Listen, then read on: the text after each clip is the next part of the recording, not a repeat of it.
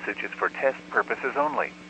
The test tornado warning for all of Wisconsin expired at 7 p.m. This is a test message. This concludes the Wisconsin statewide tornado drill in conjunction with Wisconsin's Tornado and Severe Weather Awareness Week exercises.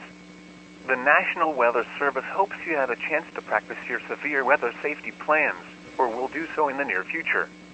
Thank you for participating in today's drill. This is a test message. Do not take action based on this message.